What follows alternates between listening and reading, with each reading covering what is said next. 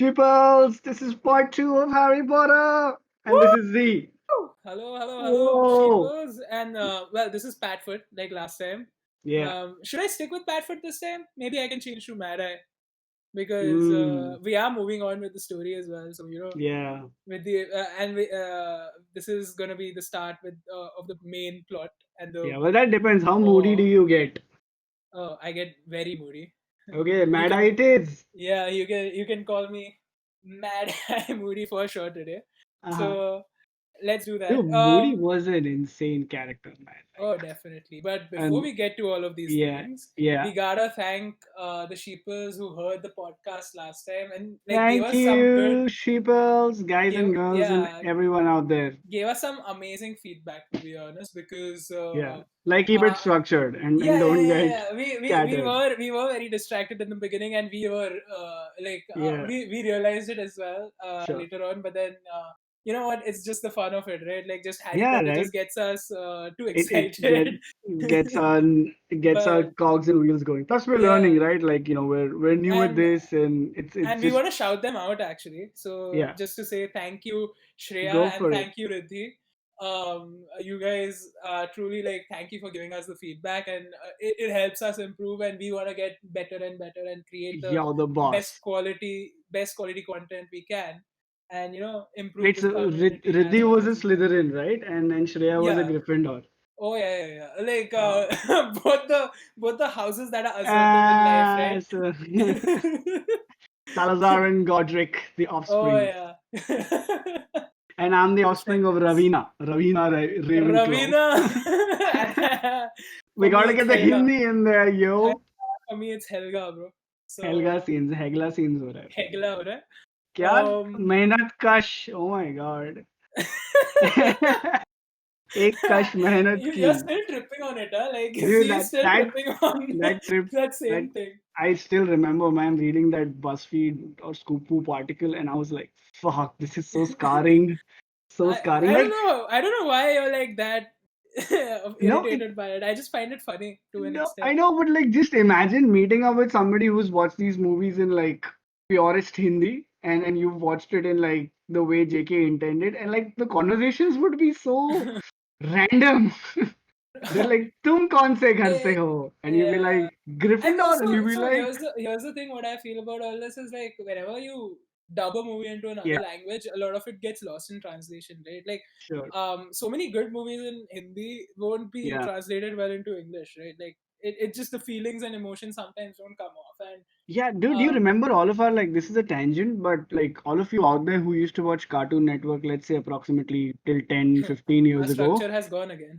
Yeah, no, but this is a legitimate thing, right? It's connected because the dubbing has been off. Like if you remember the Yeah, cartoon Aladdin, the parrot, I think the name of the parrot was no, not Abu, Iago, was the monkey. Iago, The parrot in English was Iago. yeah, so he was a little bit crassy, but in Hindi he just sounded like Circuit from Munna Bhai. I don't know why. He's like, क्या बोलते भिड़ू jasmine को लेते कि नहीं? And I'm like, क्या?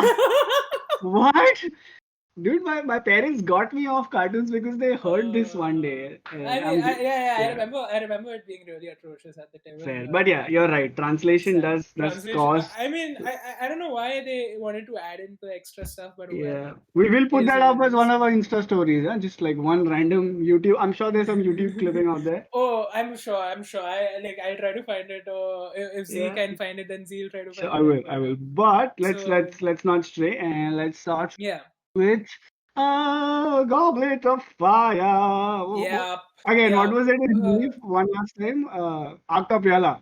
I don't Harry Potter remember. or Aag Ka Pyala. That But was Goblet of Fire, and you know what? One of the main things I want to really talk about with Goblet of Fire, with you and with everyone like who's listening here, Hmm. is how much of the book they missed out on, dude. Yeah. Like especially like when they were filming this movie, and something I got to know a lot later was like the director himself, right? He generally like did not find the book interesting while directing it. Like he Okay. if you ever see his interviews, right? Mm-hmm.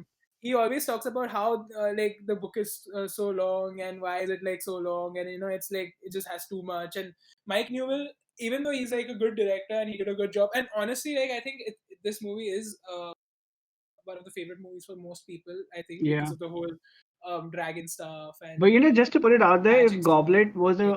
if Goblet was a part one and a part two, I would totally buy it. Like I would be sold, like totally Yeah, yeah, convinced. yeah. Like as a book, it has so much in it. Too much, like a lot of story for one It's book. yeah, yeah, yeah. It's a a lot of story for one book, and Yeah. genuinely, like, it talks about so many things. Like, it has the whole Fred and George kind of blackmailing Ludo Bagman, if you remember, if you Mm-hmm. remember that. Mm-hmm. And it has the whole aspect of how so one of the biggest aspects of this book was the mystery behind who like made the dark mark in the Quidditch World Dark Cup. Mark. Yeah. No, we I didn't know it in the remember. beginning. Yeah, I Uh, remember the book beginning out with yeah, Tom everyone Riddle. really excited about Yeah, the Quidditch tournament finals happening, and I then like no. Even before that, dude. Like, I think the book began with like the Riddle family murder, right? If I'm not wrong. huh, correct. Like It goes back in time. Riddle. So Tom Riddle, or rather Voldemort, Mm-hmm. killing his father and his family, right? Like He who Tom must be Riddle's named, senior. because Yeah. motherfucker, we not scared of He, you. who must be named. Yeah, Like, we will never be scared of him because yeah. if we are, then we give him Because powers. our ancestors fought for us, so we have the Yeah. privilege of not being scared. Yep. Yep. And Harry is the goat for that for sure. Yeah. Like just imagine if like a few, let's say the world is destroyed and they probably find one of the Harry Potter books ka manuscript somewhere buried once the world begins all over again. Just imagine they would probably believe that Harry Potter is like a, A real an thing. event of the past. Yeah. Like I mean, if that would be a that would be so very cool. interesting world to be in. Like a religion where you're worshipping Harry and Dumbledore and they're the gods and like that would be a brilliant religion. I would take part in that for sure. I For mean, sure. you can still technically make that into Yeah. a I think religion that's if you what want. fandoms are, right? They're like in a Yeah. way as close to religion as you can Yeah, get. like, if you really want to think of it that way, yeah, you can kind of. I mean, there is the whole Star Wars religion and all, but again, Yeah. we digress. We were on the whole point of like us, the whole Riddle family murder, right? And Hmm.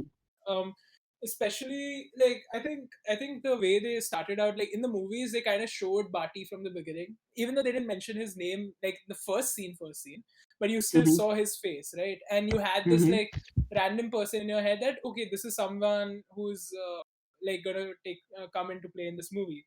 While the book itself like never mentioned like another person being in the room, right? Like, it was always Yeah. just Voldemort and Peter Correct. Pettigrew, right? And that old housekeeper just getting killed over there, and and that vision that Harry has, basically it gets connected because in the beginning you still don't know that this is a vision that Harry had, like this is something Harry saw as well.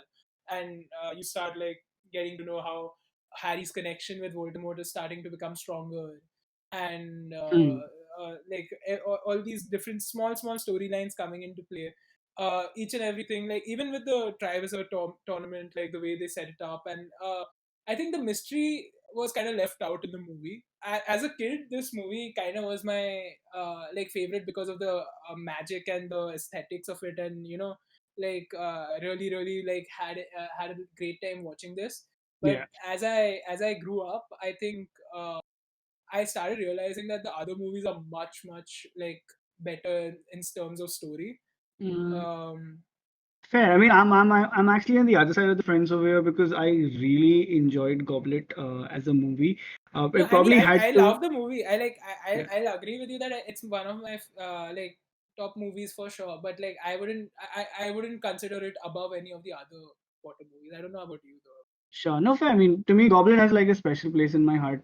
Even though, like, even after, making the mistake of cutting out the Quidditch finals in the third movie, they did the They cut out same. the yeah Yeah, World Cup like final. they set it up so in such Yeah, a grand manner, right? You're like, fuck, this is happening, and then yeah. boom, out.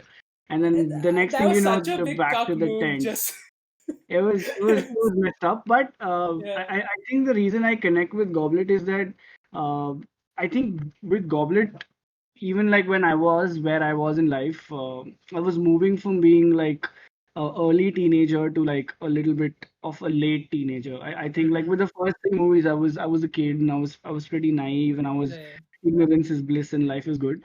And I think that way the movies did a great job of mirroring their target Mm-hmm. audience, which was pretty much a lot of people coming into age at that point in time. And I think Right.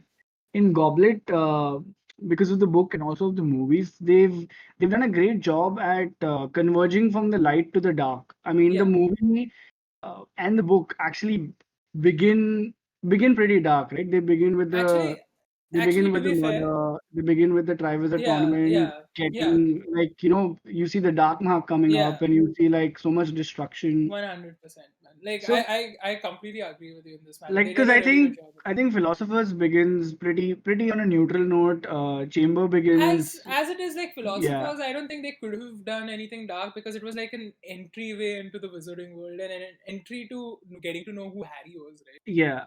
Like, what is this story about and who Correct. is this So character I I'm think learning with from? Goblet, they put it up right there that Yeah, shit is getting real, and like yeah, even when I was reading the book, like I have this crazy ability that I'll try to imagine soundtracks as the dialogues are moving, and like the fourth book begins pretty heavy, begins pretty somber, and you can sense the darkness oozing yeah. out after every And paragraph. dude, the book is like that's the reason why I feel like the movie kind of skims out for me, Sure. is because the book has so much, and the book does it in such an amazing way. Correct. Like the whole story, the setting of the mystery, the unraveling of the mystery, like how Mm-hmm. Dumbledore is an inherent like character who's calm about everything throughout, and how like okay, if you wanted to make this movie dark, truly dark, right? Mm-hmm. And since the director Mark Newell wanted to make it like he spoke about it in a like this movie is like a sorry Mike Newell he spoke about it in a it's a movie that's supposed to be like a Hitchcockian horror, but also mixed with Bollywood. That's what he literally said. Like if you look at his Okay. interview, he spoke about like it's a mix of Bollywood and it's Hitchcockian horror, and Okay. that is why like the tone of the movie like has the comedic side of it because a lot of like Goblet of Fire has that fun element of like Yeah. you see Harry being that awkward teen becoming older, right, and trying to talk to or like he's looking at Cho and kind of Yeah. developing those feelings and having those Yeah. awkward moments, which is a lot of fun. Yeah. In Hermione's interactions with him, and like the whole Hungarian horntail event was going to happen, and then Hermione comes to the tent and she meets him, Hmm. and like Hmm. Rita Skeeter just takes that picture, like she's taken that picture of them hugging and made it into like oh the teen romance and all that, and it was really fun to watch like Harry become older in that comedic way as like a growing up kind of a movie Yeah. in that sense. But one of the crazy, like the horror part of it, and I'd say like with the whole like Barty Crouch, like the father, Hmm. um, having his mental breakdown and Hmm. talking to a tree talking about like the ministry work with a tree, and then breaking down onto his legs and going down on his legs, like begging to Harry like just going speaking like any mad crap, and then suddenly he's gone, and then you find his body in the Hogwarts grounds, and he was killed Yeah. by his own son. So I Is mean, they find his body beneath the invisibility cloak, or they just find it outright. no, it was in the grounds. It wasn't, I think, invisibility cloak, right? Okay, and I think it's after one of those Triwizard events. I think it's Yeah, after yeah, the yeah, yeah. second event, It's right? it's after the second event. It's after the second Dude, event, we're and totally missing the fact that I think from Emma Watson, for a lot of boys out there, the crushing went to Fleur from Berbatov, that school that they came from, and Drumstrang is where Victor Crumb comes that's from. So I think the fact that you're told for the first time that there are other other wizarding schools, schools yeah. Also, is also is the a fact huge that they kind of made it revelation. like single gender schools in the movie, right? It's supposed to be Yeah, like that was both so genders. sort of puts into fact that how cosmopolitan Hogwarts really is, Yeah. and though, it's though, about though in the books, those two schools are actually like cosmopolitan. Just say. correct, correct. So in the movies, they did it a very different way. I Yeah. think the Triwizard tournament being announced, and I remember particularly in the movie, you have Yeah. this scene where Moody, I mean, you think it's Moody, but it's actually Uh huh. not, who's just braving across the storm and coming to the Yeah. castle. And you're like, who's this strange character? And then, you're like, Yeah. Like, who is this guy who's like being so like he's getting such praise from yeah, Dumbledore? Yeah, and he's and supposed to be and this ex-horror or something. yeah, and I know Harry instantly connects because he has this inkling that he wants to be an Yeah, author. I don't think he identifies with the word at that time, but like deep yeah, down, that's his aspiration. yeah, And then they show the and whole yeah, say. and they show the whole announcement of Dumbledore saying that it's dangerous and this tournament's happening, and you can see that energy in the students, like everyone's like, especially Fred and George, because they know that they want to participate, but they're underage, and they try to I come up think with a I think spell that's to the like become. best part of this movie, man, for sure. Like, Yeah, like everyone's like the entire school gets yeah, pretty psyched up because something about human beings and also wizards in this case. When there's a competition, you're on guard, you're on your best yeah, foot forward, and I think that whole idea. I mean, like it's right now I'm jumping between the book and the movie, but like the movie is obviously a lot more clear because it has those visuals. So I can like imagine Fred and yeah, George casting that spell, trying to look older, and they actually make it inside that yeah, line, but they put their yeah. names in and they just like get they ricochet out of that line. And it really turned old after that. Yeah, they really turn over. So it's And crazy, man. I think it yeah, stays sane. I think the book stays sane and the movie stays sane till that point. And then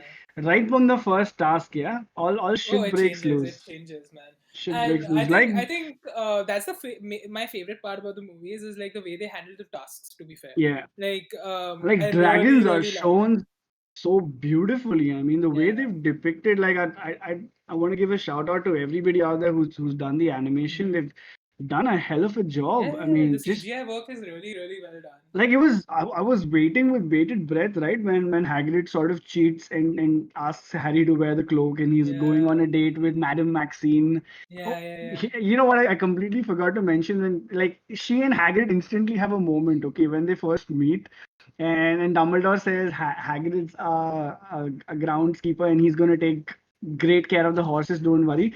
And she Yeah. says something like they only drink single malt whiskey. And I'm like, what? Horses that drink whiskey.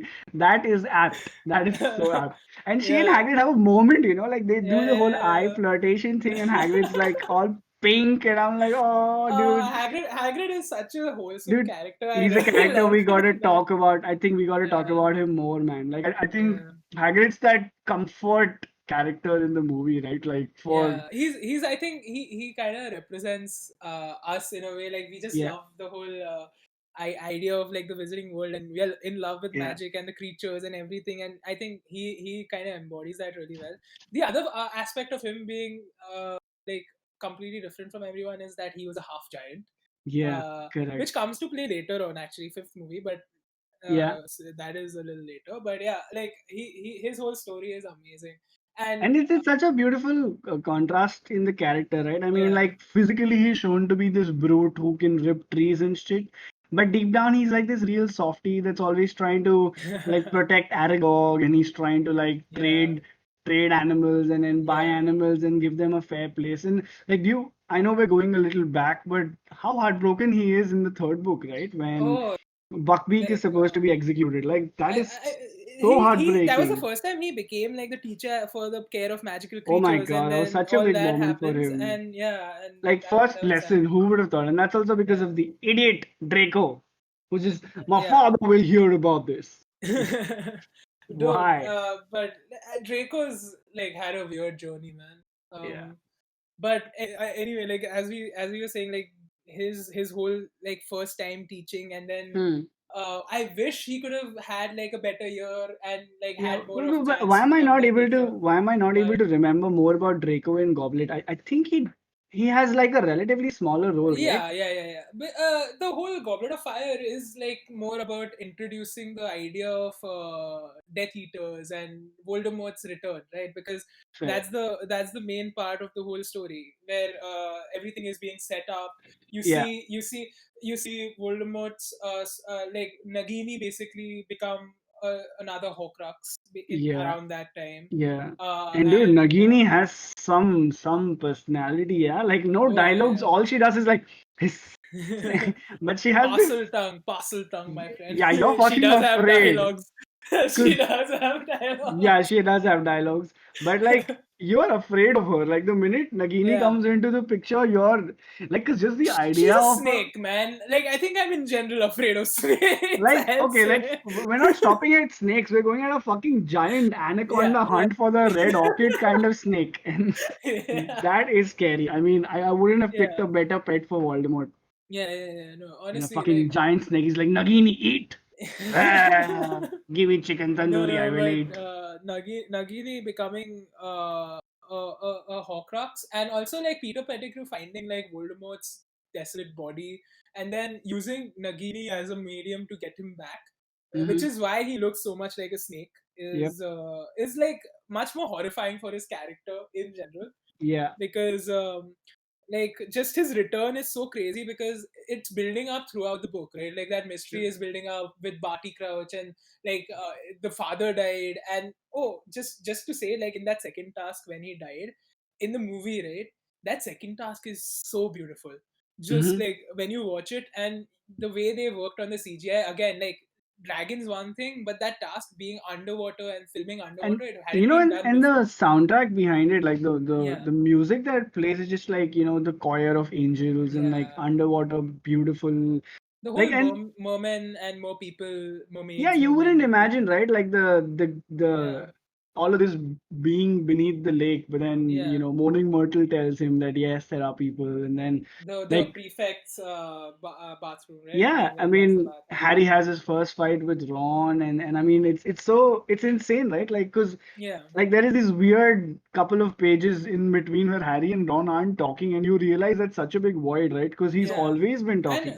in that you can really see Hermione's plight as well. Like Yeah, she's stuck just between stuck so two hard. two two best friends. One of Yeah, them, like, she's developing feelings for, and the other, like, she knows has been through so much, and she like she's been there for him. He's been there for her, and like yeah. just being between these two people who she knows like are brothers in everything, Hmm. Hmm. and just the whole relationship being turned around.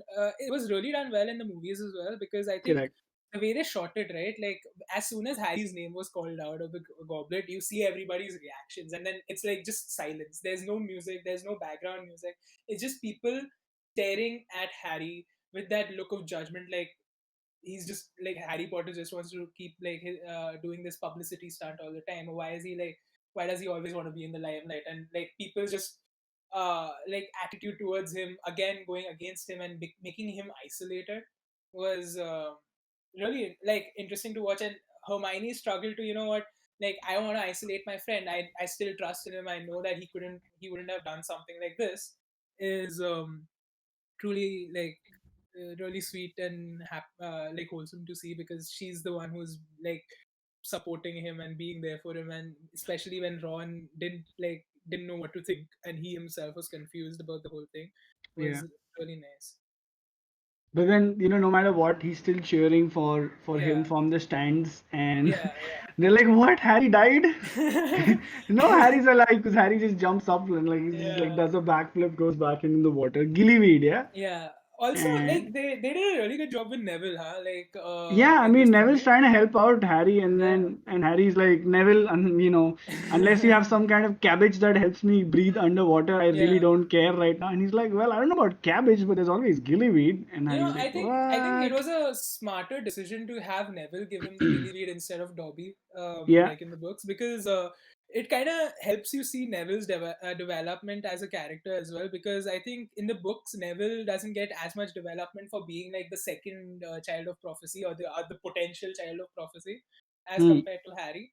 Yeah. And which is understandable. You can kind of understand why, but like the movies really do give him that spotlight of his character is going through his own arc and what he's been through, and just like the whole idea of who Neville, like you see that kid who wants to help out and do whatever he can for his friends, kind of starting to come out from his shell, To and like being that kid in the first year who gets a remember all from his grandmother yeah, to going to helping Harry, to with the yeah, gillyweed. I think, I mean, there are a lot of background characters in the Harry Potter universe, right? In the yeah, books and the movies. So you have Seamus Finnegan, and you have Dean Thomas, and yeah. you have all of these Colin Creevy and all of Colin. So those, you have a yeah, lot of background characters, and it's so interesting because the authors or the directors could have taken the chance to give, like, all of these could have been having significant development, but only few of Mm-hmm. them get that in the books and the Yeah. movies. And it's interesting to see that Neville's one of them. I mean, one character I would have really loved to see more form was the wait, I'm forgetting who was the captain of the Quidditch team, Gryffindor Quidditch team in the first, Oliver Wood. Oh, Oliver Wood. Yeah, He yeah, seems like such a brilliant character, but yeah. he doesn't really get a lot of footage. I mean, I would have loved to see him I grow more. mean, there's so I'm much so much Yes, history to each and every character, and exactly, the exactly. movie does not have like that much time to show everyone, right? Exactly. So So I mean, it's sadly, nice that Fred and George get a lot of limelight. It's yeah, nice that Neville gets a lot of limelight. I mean, yeah. to some extent, Padma and Parvati Pachil also get their share of limelight when they get. You know what I really find irritating about the whole Yule Ball in this matter Yeah. is like their dresses were so bad. Why did all do that to them? Like we have in we have so many better sarees. Why do you do that? Like Yeah. whoever chose the dresses, like Yeah, man. Like read up I on think Indian culture, please. it's the same reason, right? Like why, like as Indians, we might find it annoying why Apu is a character in Simpsons, or why Yeah, Raj Kutrapali has that particular way of talking. And yeah, I mean, you wouldn't be wrong to say that that's seriously stereotyping it. But I think when I mean, I'm just playing the devil's advocate here, but I think when you're from looking at from an objective viewpoint, people without that accent probably only are 1% of the entire population. I think a large part of India is accents. I was talking about the sarees, man. no, I mean, saris, accents. I'm talking about us feeling that, we might be typecasted or we could Oh, have acha, done that better. way. But what I think happens is the critical mass is what people like to show. And I think Yeah. that's why Apu features on so heavily. Or, like, I know I it's mean, a honestly, tangent. I find it like fun to have like Apu and Raj and No, I mean, these I know a lot of characters. people. Like, so my dad gets really annoyed. So one of my reasons my Really, dad doesn't watch Russell Peters is because he feels that it's too he's playing too too much into the stereotyping. yeah, he's playing the race card too Uh, much. He's right. that's not how Indians are. But I think that's the critical mass. But Yeah. we wouldn't want to accept that. Like, cause like the Big Bang Theory was a very recent series. We were sort of comparing parallels over here. But there's a reason why Raj Kutrapali had that kind of accent. Is because there was a critical mass. But Right. let's go back there. Padma and Parvati had a little bit of character development happening, No, and I we really liked their character. Like they have good characters in the books as well. It's not like yeah they don't. And the only sad part here was like just like they. I mean, I don't know. The dressing is the only thing was I was saying like is not done well. Otherwise, it's fine because again, you can't give too much time to each and every character when like you have so Yeah, much of I a mean story they to didn't have like adapt. thick accents. That was Yeah. definitely I a plus mean, one. that wasn't something I don't think I was worried about in Yeah, general because I think at the time we never thought of it like that, right? Like fair. as we grew up, we kind of got to know that accents is a thing and people, Wait, do I talk like that? Am I shaking my yeah, head when people I kind am of talking like that? talk about accents in a very odd way. I don't know, man. I think Yeah, that's always going to be a sore spot for some people. uh, I mean, I Yeah. think we need to kind of learn to laugh at ourselves in this matter. Fair. Yeah. That's important, I think, and that's why I think humor really But helps. But yeah, going anyway, back, before you know it, it's the third task, and yeah. I think the third task's not really the maze as much. It is fucking Voldemort being reborn. That fucker finds a way to come Though back. in the maze, like I think Dude, the they didn't do Sphinx. the The Sphinx Sphinx was riddle, fucking man. scary, and then the I wish walls that riddle closing was in. there. Yeah, Yeah. The walls closing in is another thing, and then, uh, but the fact that the maze the cup turns out to be a portkey, and like what are the yeah, odds that Cedric and Harry go in together, right? Like yeah, it's extremely unfortunate because like skipping a little forward, you can see how distraught Cedric's father is till the end. I mean, dude. and I think that's one he's of the he's even most beautiful distraught in scenes in this movie. he's even distraught in the Cursed Child. I mean, Yeah, when they show a grab yeah, of him I mean, he's He still wants he clearly, wants to he wants Harry to use the time turner to kind of go back in time yeah, and yeah, correct. save his son. I But mean, so that's extremely yeah, heartbreaking, and I know that but for a lot of my I think friends out yeah, there, Cedric was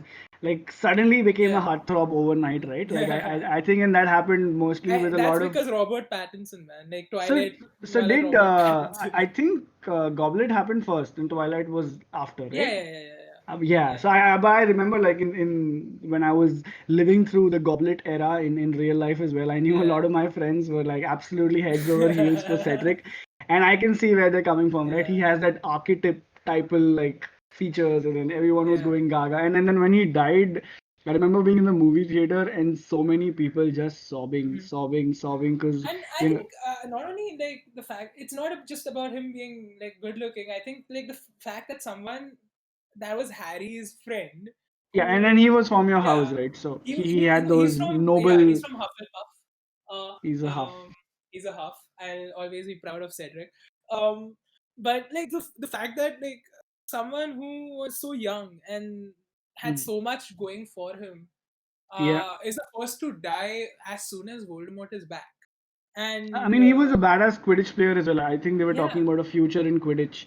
I yeah. think they catch him in the beginning also at the Quidditch. Yeah, yeah, of course. Cedric's father is And there. I think Cedric's father, just like the fact that that scene was shot in such an amazing, hauntingly chilling manner, Yeah. because you just hear him screaming, Dude, and that his was screaming is just, focused on, and uh, yeah. the father does such a good job in like portraying that role Hmm. of like that you can feel that agony like Yeah. of him losing his son, and just like that is it's that moment where you realize how serious the series is now and how different it's going to be from this point on, because Dude, and Harry's like completely hallowed, right? yeah, I mean, like of course, with like throughout when they're in the graveyard and the entire thing's happening, Harry's so confused and so scared.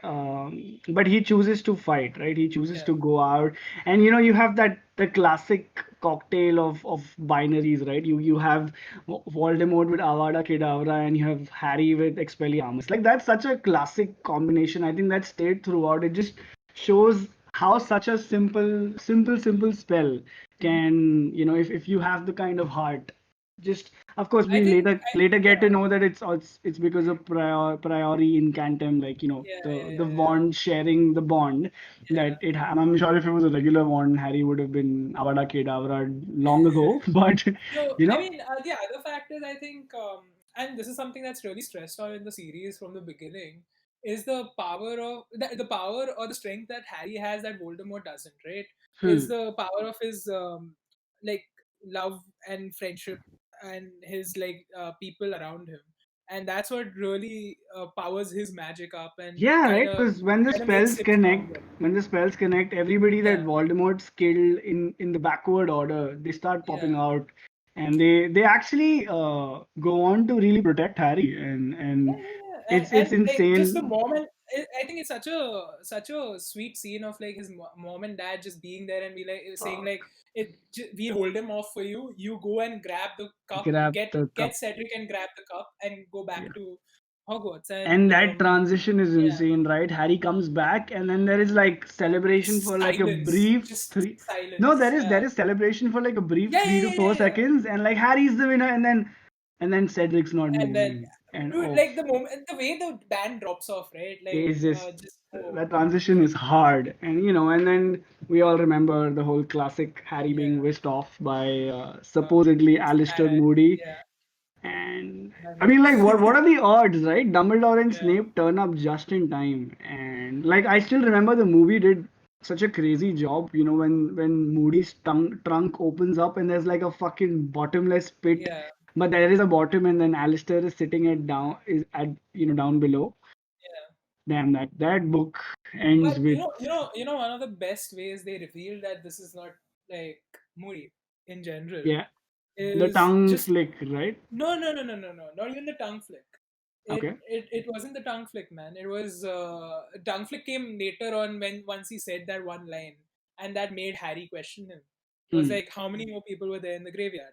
Yeah, It's a simple line. It's said in yeah. a dialogue. It's not focused on too much. There's no like music behind like building up to this dialogue. It's just that Yeah. he said it in passing, and then Harry's like he's trying to explain it, and then suddenly he catches it. He Hmm. catches the fact that he said, "How do you know it was in a graveyard?" Yeah. And that's when you see the tongue flick, because Yeah. just before the tongue flick, this small dialogue like it changes the whole idea of, oh wait, is this actually Mad Eye? And Hmm. what's going on here? So that was actually a really good thing that they did. Though the one thing is there in this movie, Dumbledore, they kind of changed his demeanor in a way, if you want to Hmm. call it that. He's a little distant, right? In this, or is it More this, than or is it? distant, he's angry in most scenes. If I you mean, which is it the fourth or the fifth book? I think it's the fifth fourth book. book, No, no, it's the fifth. fifth It's the fifth movie book is where Harry actually feels that he's distant. Dumbledore's Yeah, ignoring him, and I yeah, think that's a yeah, yeah, different. That's a different that's it. thing. Yeah. This is where everybody kind of took up against the whole idea of why is Dumbledore an angry person? He's not supposed to Hmm. be Hmm. like throughout. His whole persona is of like that calm but powerful wizard. And Yeah. in this movie, he was kind of like, "Why do you put your name in the Goblet of Fire?" I'm Right? like, okay, Dumbly, I thought you were my Yeah, friend, but yeah. it looks You're like just you're gonna angry. bust my ass. Yeah, put a cap in your head. But yeah. No, I think just that this whole movie was like it was a very big mixed bag of like fun, a lot of great moments, and some really cool stuff to Hmm. like missing out so much from the book, especially because like the director did not like seem interested in the book itself, which is Yeah. sad. Even though he's a good director and I really like the movie that he made, it's just that they missed out a lot. But this is, I think, the only movie that does it to such an extent. Hmm. Other movies like still adapt well, and after this, the next three movies that are there are all directed by the same director. So there Yeah. is consistency, and David Which Yates is actually good because did a some good job. amount of coherence because like I'm sure that the amount of people that watched 5, 6, 7 was like a Yeah. huge number, and those people like really waited with bated breath. Dude, I Uh, remember like going to the theaters just excited as hell and just wait. Like I used to remember like going there and waiting in the line and just like hoping that we get tickets because we couldn't reserve them through Book My Show at the time, right? Like we didn't have Book My yeah, Show, and we didn't have like any apps that would help us reserve seats, and we had to kind of wait, like go to the theater and see if our luck, if we luck out and get it, like get the tickets. And for people who wanted to specifically see in theaters like IMAX, or rather IMAX theaters, which is one of the theaters in Mumbai, the Dome we call it. If like just to go there and be in line and be able to watch that movie on that screen, you really needed to reach there like an hour early just to like be able to have a chance, like minimum an hour early to have a chance to get the ticket. I don't know if you did this for these movies though. no man. I mean, fortunately, I had somebody who had tickets, so I didn't really have to wait. But like my Lucky me. but my payback was that both the seventh, both the Deathly Hallows, I actually didn't get a chance to watch it in the theater for some Really, reason. I And think those were some of my favorite memories watching those movies in the yeah, theater. no, I think both the Deathly Hallows for me were on DVD, and I Mm. really wish I would have watched it in the theater because both the Deathly Hallows were like the treatment of light is very dark, right? So it's very Correct. Yeah, difficult to figure out on a small screen what's happening because the yeah, the dark elements are much higher in terms of color. But yeah. yeah, that was my redemption. But are we talking about Umbridge or are we talking about Umbridge? Because Oh my God, that I think bitch, she's the. with that I hate laugh, her more than Voldemort to an extent. I sometimes feel. like that just weird little Yeah, that she does. You like you wanna punch just punch her yeah. fucking teeth But off. Like she does such a good job at making you I must hate not tell her. lies. I must not tell lies. And this is what Fuck. this is us telling the truth. We hate Umbridge. Oh Dude, my she does such a good job at God. making Oh, I you swear. hate her. And then she's Also, like worshipping yeah. Cornelius like, he's some sort I of swear. Bhagwan, and like Cornelius Fudge, she that keeps corrupt minister as putting well. up all those Yeah, decrees. Oh, but you know what? Like, I think, and this is genuinely what like I don't know. This might be a controversial statement for this, but to me, this movie was better than the book. Like specifically, just this fifth movie. Um, and the only reason say this, and I'm sorry to anyone who finds this offensive, but the only reason I say this is because they did such a good, because the book itself is the longest. The fifth book, Order of the Phoenix, is the longest book, and it has a lot of drawn out scenes in the book, right? But in the movie, like they focus on the right things. Hmm. uh, sorry, I thought there was someone speaking from your side, so like I could hear something. We had the spirits of Umbridge arise and go like, I heard you talking about me, motherfuckers. Sorry, sir. But yeah, like in the movie, like they did such a good job of like condensing it into what 2 hour, 2.5 hour movie, and just not only that, like the whole story, the focus is not on the world of Harry Potter, but the relationships and the bonds and the people and like who they are throughout the movie, because I can really, really, really see Harry's isolation and the trauma that he's going through and the trouble that he's having, like just connecting with people because nobody believes him about Voldemort. He's you In so many scenes you see him looking into the world of into this wizarding world as an outsider, because especially like one of the examples, and first of all you get go to Grimmauld Place for the first time in this movie, and that's freaking amazing to see Sirius's home, and all the black home basically, and like getting to know about the Lestranges and the blacks and Narcissa being a black, and uh, the whole idea of um, like this character, like there's a war coming and now you need to start preparing, and Sirius is telling Harry that this is something that is going to happen soon, and just like those small interactions, and you see like Harry not feeling completely at place, um, with like Voldemort coming back, and you see like him seeing those visions and starting like Voldemort having an effect on his mind. So all the time, like he's having really dark visions, or you can hear Voldemort in his head, and he's getting affected. He's seeing Voldemort everywhere. He's seeing his own reflection changes to Voldemort's face at times, and it's just so well done. It's like a beautiful, beautiful movie. More than like about the world of Harry Potter, it is about the characters. It is about their development. It's about Neville becoming stronger. Neville stood up to freaking Bellatrix in this one. Like he literally, like in the book, he doesn't do this. He whimpers on the floor, but in this movie, they chose to show Neville like developing into saying, Bellatrix asks him like, how are your parents, and she like dead are they, and or like something along those lines, and basically Neville says that, oh, you're gonna find out really soon because I'm gonna avenge them, and like just like that small line from Neville shows so much development for him. There's development for Ginny in this movie. There's the whole idea of like how Hermione and Ron really want to help Harry, but he's kind of pushing them away. But then later on, like he realizes when he's being affected by Voldemort in the Ministry that he like is Ron and Hermione and all his friends are there for him, and they are the reason that he's strong, and that's what makes him different from Voldemort. And even Dumbledore telling him like you should focus on what makes you different rather than what makes you the same or what makes you alike is so well done. What really gets my gears going in this book is, I think for the first time in his life, Harry is extremely hopeful that he is going to have family that he can stay with. Sure, like in Mhm. Chamber, he has the Burrows, and you show how Yeah, he becomes close to the Weasleys. yeah, But I think with Sirius, he has this real connection, right? Because of yeah, course, Sirius and his father were like the best of friends, and yeah.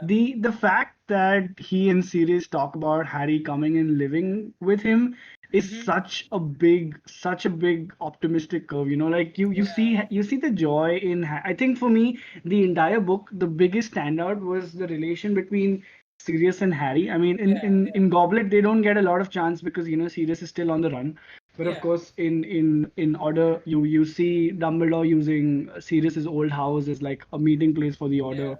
and Harry gets really the kind of time he wants to spend with Sirius. So I think for me that's really a standout. I mean, of course there are a billion elements in the book and the movie, but just the fact that Harry has a real actual shot of moving out from the Dursleys' house and moving into with Sirius is I mean, the author did such a great job of raising our expectations Yeah. of Harry actually being able to live with Sirius. And because Harry, of course, they don't spell it out, but Harry imagines a life of hunting Voldemort down, and of course, he knows that Sirius will be his partner in crime. Yeah. I mean, he doesn't see Ron and Hermione fighting along his side as much as he sees. Like, this is just my interpretation, but And this is later on that he develops that, oh wait, they are on my side and they are yeah, fighting with me, yeah, because that correct, is that is after, like, Voldemort gets into his mind, right? Like, yeah, especially after the fight between Voldemort and Dumbledore, which was correct, freaking amazing. correct. Just putting it out there. Though that was, I think, one of the best scenes ever. But just like the fact that the thing in the movie as compared to the book is, he realizes in the movie, they show him like looking at his friends when Yeah, he's being affected by Voldemort, and then his friends enter the room where he's like, on the floor and writhing in like pain, and like he's trying to, make some, like, get out of this control that Voldemort has. And then he sees his friend and realizes, no, I'm not alone, because that was the time he and this is the I think I genuinely cried when um Sirius died in this movie, which that was. is, I mean, I think that um that probably the entire yeah, seven book saga, seven movie saga. I think that has got to be the for me at least has got to be the yeah, saddest scene, like the scene which really breaks your heart because especially you know especially like when you hear him say, "Oh, great work, James," or like, "Way to go, James," like just before when they were fighting together against the Death Eaters. it's insane, man. Yeah, Like, I mean, they do a great job at making you hate yeah, Bellatrix even more if you oh didn't hate yeah, her already. You're like first the long bottoms and now black, and yeah, then you just like you see Harry run after her in this blind rage, yeah. and for the first time he does the Helena Bonham Carter does an amazing job as Bellatrix. Just saying, oh my god. yeah. Um, She's you're well, talking about Bellatrix, right? yeah, Bellatrix. Yeah, Okay. I was like, ये कौन है? ये कभी आया? And I'm like, okay, you're she talking was the about one. She was the one who portrayed Bellatrix in the yeah, movie. no, but it gets so difficult, right? When you're in the flow, you're like, wait, Bellatrix, Helena, wait, who? Am I missing something I'm here? sorry. I'm sorry. I broke your flow.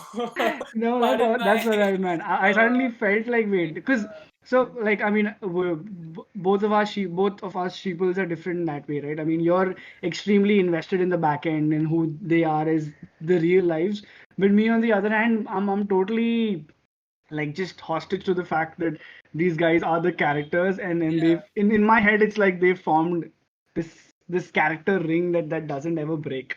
So for right. me, like, I know, I mean, of course it's not the healthiest way to go forward, but all of us have a way. So for me, like, Daniel is Harry. Like, I don't he's not Daniel, he is Harry. So it gets a little difficult, but like Uh, he runs after her, so, he so uses the only reason I like think the other way, and just putting it out there for the time being, is, like, a lot of the times these actors in the interviews also talk like, you can see them like wanting to be more than what they've been associated with, and as much as they love those roles, they are their own person, right? And like the more you force that idea that they are just that, you're kind of like, they feel limited, right? So that's why I try to, put the actors names out there, because they've put their heart and soul into the movie, and they've made you love that character enough to not see them any other way, right? So like that deserves its own respect to it. And but that's my thought process.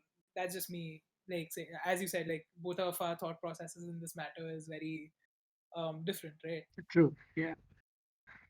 But yeah, as we were saying, Sirius dying, like you were saying, like that broke your heart, like, genuinely, to like that was the saddest thing for you, right, in the whole Yeah, series. I don't know, man. Like, it just after that, if you have any shred of optimism left in the Harry Potter universe, it's just gonna get darker from there. And Oh I man, I think like it sort of crusades with becoming an adult that yeah, a lot of happy, naive memories are now left behind, and it's just yeah. war from now on. Because like even in Half-Blood Prince, Hogwarts isn't really Hogwarts. Like Hmm. you it. you might think that they're coming to school and life is going to be normal, but right from the beginning, it's not.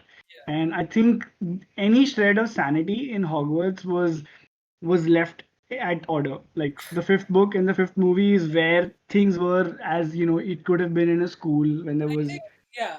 I think around maybe you can kind of still say like the sixth book has a lot is it's The very sixth book is different when from they take their OWLS, right? They take their owls. yeah. Yeah. Oh my God, I Yeah. remember that scene. They're in astronomy and fucking Hagrid's being attacked, and they're like, what? No, Like, no, what is really happening? it was an amazing book. But like before we get to that, I'd say like the fifth one just to end it off. For the fifth one, like after losing Sirius, you would think like for Harry everything is lost, right? Like Yeah. especially because throughout the book and throughout the movie, you can like you know his thoughts. In the book, you're vividly reading his thoughts. You know what going through. You know that he is feeling alone. He doesn't have anybody else. It's the only person he looked at that time was Sirius, and he didn't know if he wanted to bring his friends into this dangerous situation because he was like, no, I can't like put them in this hurtful situation. They might not be able to defend themselves, or they might not be able to handle this what I have to handle, and this is a burden that I have.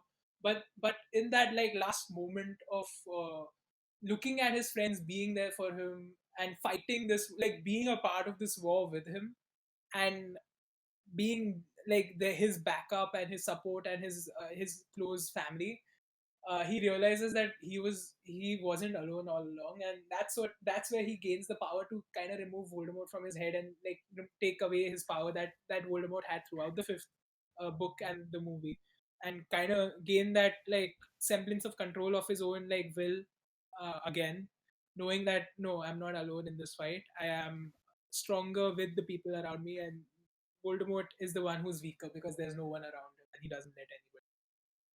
Yeah, And man, that's actually pretty accurate. I think that was really well done. And that's where we come to the sixth book, right? And the sixth book I think is my favorite book as a book. Hmm. While the movie Dude, isn't do you remember the fucking best. cover art for the Oh book? dude. This Dumbledore, just The whipping fire. out that ring of Yeah. fire. The Oh ring my of God, fire. I think that cover art like really, really And was the Inferi were fucking crazy, dude. the cover Uh, art really appealed to me, man. I think. like I think though the sixth book, I think I read the digital book. I didn't buy the book, but I think when I saw the book in stores, I was like, oh my God! Like and I then think the illustrators have done like I know that at least for the first three books you have page by yeah, page illustrated yeah, versions now. I mean, we didn't have it when we were growing up with the books. We had to like rely on our imagination. But yeah, even those illustrated versions are so badass. Like they've done yeah. such a good job, such a good Dude, I job. think Pottermore in this matter has done a really good job Yeah. because they have like the whole thing illustrated on their digital website, and you can genuinely read the whole like background of what's going on along with the story and get images from it here and there, which is really cool. But yeah, so sixth book actually they kind of changed the whole system. Like JK fully changed the way she wrote it. Like this one was not from Harry's perspective at all, if you remember. Mm-hmm.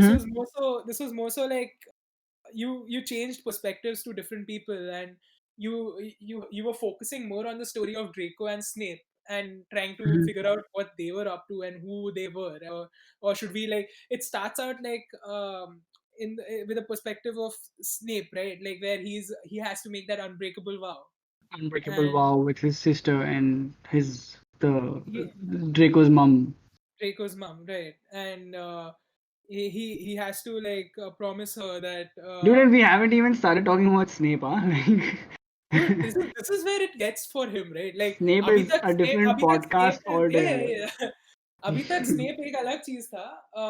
He was always like one of those characters who was Dude, seen I am as so like a distant glad or that antagonistic at the I am same so time. fucking glad that I know I'm jumping books, but Harry is there in time to collect Snape's tears Oh and view them in the Pond Reef. Because if that wouldn't have happened, we would have all been believing a lie. We would have like just. I'm so glad. Like that is so. That coincidence is just I think perfect. I think that whole Because just imagine seven, if they'd seven not if they movies. not collected the tears after Nagini Yeah, just finished off Snape. yeah. Dumbledore wasn't alive. Snape But was dead, and nobody else knew what Snape was doing. So Harry dude, would have but lived his Snape's whole story, right, is so tragic, right? And and you're right, like just being there at the right time to it just realize gives what me people goosebumps, like like. just literally imagining Yeah, if they weren't there, they would have not yeah, known, and that would have just changed so much. Like just yeah. imagine, like that would have been so different. Like we would, like, cause still till the seventh book we were all like, ah, Snape chutia, Snape fuck all, Snape is a Yeah, so faggot, we hate Snape. that's like that's the testament to JK's writing, right? Like Yeah, her building that character in one way, and this, like, till the sixth book we were still on the fence, right? Like because Dumbledore trusted him, we were like, okay, maybe there's something about him, even though Harry did not, right? correct. And but Dude, we always were. that scene in the movie where Dumbledore is falling. Oh yeah, yeah, yeah, yeah. Oh fuck, just I think that really goosebumps gave right me now. goosebumps. Genuinely, Like like right now. I just felt chills. I had goosebumps on my This shoulder. whole, Like, uh, no, no, no, honestly, no. and again, like this whole movie, the movie itself, I don't think did the best job in depicting everything in the book because there was so much information that was important. But they did a really good job. I'll say that. Like the sixth movie did a really good job. But like the book itself is, for the sixth one, that book is my favorite because it does it's in such a good way because you see Snape's beginning. It starts off the way the first book started off, right? It starts off with someone else's perspective. Like the first book's first chapter wasn't from Harry's perspective. You were kind of meeting Harry at the time. In this one, you start off with Snape's perspective, or rather an outsider perspective looking into Snape, who has to make this unbreakable vow where they get to we get acquainted about the whole idea that now that Lucius isn't here, he's in Azkaban, or rather in prison, and like the Malfoy's family is now a pariah amongst the Death Eaters, and they aren't trusted anymore. And how, like, to gain that trust again, Draco has to take up the mantle of the man of the house and prove to Voldemort Yeah, that he is like his that family is still part of the Death Eaters and still part of that pure blood ideology, and just the idea that, and these two stories are so well connected, right? Snape's and Draco's throughout the story, because you see Draco's struggle, and this is where I truly felt for Draco, because you got to see that he was like raised in this household of like where he was protected, sheltered, but also abused by his father. He looked at his father as a heroic figure, but you realize that he was under a really strict regime again, under his father, and he didn't have his own thoughts. He became his own person when he was freed from his father and had to take his own decisions, and when he couldn't kill Dumbledore, and like he still had that inner child in him who wanted to be he who had that good in him, right? and Who when had Dumbledore like talks him down, he tells him, "Hey, Yeah, Draco." He just talks to him so calmly. And when I was reading the book, and I was like, how is this man facing death? And I mean, like he could have, like, let's face it, just wiped off Deco yeah. like with a simple swish and flick, but it was all planned. And I'm like, fuck. Also another thing with Dumbledore, this whole plan we realize later, right? Because this movie introduces the Horcruxes, one of the biggest things that we could have learned, and And Harry's like, "बहनचोद अभी बता रहे हो मेरे को 6 हाँ साल ना, हो गया मेरे को, like, like I am done with fucking 6 years but in this school I think that's what's of brilliant, right? fighting Voldemort at least 4 times, and you are fucking telling me now That's that the that guy brilliant part. can't die easy. You have to kill him 6 times and then Yeah, fucking kill his yeah. Nagini." Also, we learn it with Dumbledore, right? Because he Yeah, also thought there was only one Horcrux. There wasn't more than yeah. one. But when we find that note of Regulus Black, RAB, RAB, Regulus Articulus and Black. and you see like, okay, no, there's more to the story, and then you get to know from Slughorn's memory, like Harry, and you also see the relationship between Harry and Dumbledore grow. You Yeah. see Harry. like truly becoming a man in the eyes of Dumbledore, and Dumbledore taking his advice on many things. Like he started asking Harry about, oh, what do you think about this? And from the fifth book where he was completely distant and trying to push Harry away, to having Harry as one of his advisors and like asking him if his theory is correct. And Dumbledore really taking up that mentorship position for Harry really like built up that relationship. And this book really like showcased the whole idea that Dumbledore now truly trusts Harry, while Harry always trusted Dumbledore. Now you see Dumbledore doing the same to him, and you can tell how much Harry has grown um, throughout the story, and Mm-hmm. it's so beautiful to see that as well, right? And uh, especially like you see Dumbledore's trust in Snape as well in this matter, and you learn a lot through them, and you get to know that Snape helped him control the poison of that ring that Dumbledore had, the Gaunt ring, which was also a Horcrux that Dumbledore destroyed with the Godric Gryffindor sword. Um, and you get to know that the ring was hexed so that whoever like wears it will It's gonna get like cursed. die of poison, right? Eventually, you will Yeah, die. he'll Yeah. die. Like his And entire so hand, dude. yeah, Dumbledore. Like let's take a minute to talk about those fucking long, sleek fingers. Like Dumbledore yeah, would yeah, have been a yeah, badass bass guitarist. Like just yeah. like I can He totally would have truly imagine. he would have made the club nights like Yeah, for dude, getting jazzy as those fuck. bar chords and Yeah. reaching the sixth string with ease. Like, dude, guitar Oh fingers. yeah, Oh my guitar God. fingers for sure, I dude. can totally imagine a younger Dumbledore rocking it away in some jazz club, all black and white. Yeah, like just like And having that swing of it. yeah, and his I would band's name fall. would be something like Cola Sharbat or like No, no, lemon Lemon sherbet, Sharbat, lemon Sherbet. sherbets. But honest, like Dumbledore is, I think in this story, like he really like shined in his the way that showing off the Horcrux and the ideology and how long he's been working to kind of defeat this evil that is Voldemort, and then Harry having to take up the mantle that Dumbledore left, where he has to now finish the job that Dumbledore had started, and trying to finish off Voldemort in this was really good as well.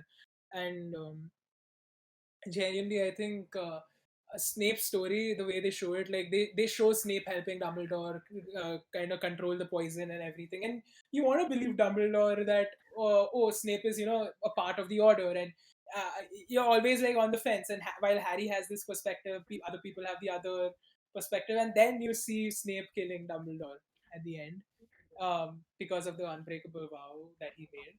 He promising to kill Dumbledore, and he does it, and we have that hatred of for Snape coming up, right? Like I remember reading that line and feeling like he really did it. He betrayed the Order. He I don't know. He betrayed Harry. He betrayed Dumbledore's trust, and it just felt It's so heartbreaking, raw. man. Like Yeah, Harry's heartbreaking. running behind him, and Yeah, Snape's deflecting every spell, yeah. yeah. And they have And then that shout down, yeah, and at the end he says I like, am the "I am the half Half blood Blood prince. Prince." Yeah, Fuck, that was. And he knows, right? Snape knows that Harry's got hold of his yeah, because Harry Sectum Sempra's, yeah, yeah, yeah. Draco in the Draco. Dude, and then Goblet. fuck, you can like that scene in the movie, right? When Draco is Dude, weeping, and Snape's just Tom chanting a Felton, my spell. God, I like applaud Tom Felton, man. Like honestly, um, Draco's whole scene, he did such a good job with Yeah, that. he kind of, for the first time makes you feel for him, makes you cry with him, makes you like, and you're like you're really stranger to your own feelings because you're like, what's happening? I mean, I thought I hated this guy. How can I, just because he kills a canary and he's now weeping, how can I weep along? But they really managed to do that, which is, I think, What was like your like? What do you insane. think of this book specifically, though? Like, I mean, I really love. I spoke so much about it because I truly love this book. But what about you? But I don't know. To me, Half Blood really seemed like more than anything. I was like, initially when I got it, I'm like, okay, this is going to be a stepping stone to the seventh book. But it turned out to be, its own journey. You're right about Draco's character development. You're right about, but I think what really got me hooked to the book was finally Horcruxes being unveiled. Yeah. and getting to know, like, I was super frustrated to get to know that it's Voldemort's not going to be an easy kill. Like, all I thought was Harry's gonna have to Avada Kedavra his ass and he'll be out of there. But it turns out it's not as simple as that. And you know those journeys that Harry takes with Dumbledore in the Ponziv. I think the Ponziv was like a big standout for me because Yeah. nostalgia has always been big in my game, and I kept wondering what it would be like to have something like that. You know, to Also, you could, how can we forget, like, this whole thing showed us everything about Voldemort, right? yeah, like his entire Yeah. backstory, like, why was he what he Yeah. was, and this growing It up in that kind of house. And I mean, it kind of I humanized I don't want to Voldemort's sympathize character. with Voldemort, but objectively, I see where he was coming from. Yeah. Like, because he's had one of the worst. Like, just imagine the kind of upbringing, right? It's beyond toxic. And then, Yeah. you come from the pits and the nether regions of the world, and then suddenly you're told that you are of wizarding descent, and you go to this school, and then you have access to all this power, and then you go off, meet this professor, ask him what a Horcrux means, and you've got this personality that's very Yeah. hypnotic, and you're a smooth talker, and you fucking get Hagrid rusticated. And I Yeah. mean, like, it also takes me back to, you have Slughorn, which is Yeah. a great character, and Slughorn's fascination with Harry. Yeah. And I think that happens partly because he had this fascination for Lily, and he Yep. thought obviously Harry would be a natural. But he doesn't know that Harry's actually been borrowing. I mean, you remember Hermione's frustration when Harry gets that potion right, and she doesn't. Like, right in the beginning when Slughorn says, there's going to be a test, and the person who I'm aces this, attention, all that stuff, right? yeah, so Harry, because the, the journal Pardon? says, Your connection kind of like no, the became journal bad. says, that give him a tip with the beans, that don't slice them, take it Right. with the side of your Right. knife. Yeah. Yeah. Yeah. And Harry's just killing it. And Hermione's secretly jealous. I mean, she's Yeah. 90% concerned, but 10% she's jealous because for the first time someone's better than her. Yeah. And I think those conversations with Slughorn, I think the fact that Ron gets love potioned, which is actually, That was pretty amazing.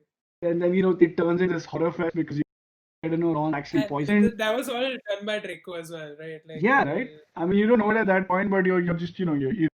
for a roller coaster ride, and Yeah. then they manage to cure Harry on the. And I think that's the moment when Slughorn really unveils Yeah. what his true memory Yeah. of, because he's got this disguised memory that Dumbledore tasks Harry to. Hmm. I think that entire roller coaster is pretty brilliant. I mean, I started Half-Blood. Sorry, I started Blood, yeah, with the whole stepping stone vibe, but it was its own journey, man. Like, it was beautiful. 100%. And And I think it gave us much more than we expected. That one book. yeah, like, the backstory of it gives you an extension of the story of Draco. It gives you a backstory of Voldemort. It gives you like, as it it validates your suspicions because you're like, aha, I knew Snape was a Yeah. I told you so. Yeah. Authority of, And and then, I just remembered one thing about this movie in the theater. And I think you also saw this in the theater, right, Z? yeah. So I remember going to the theater, and as soon as like Dumbledore dies, right? You see everybody raising their wands. Oh Um, my God, that scene is and so I think cool.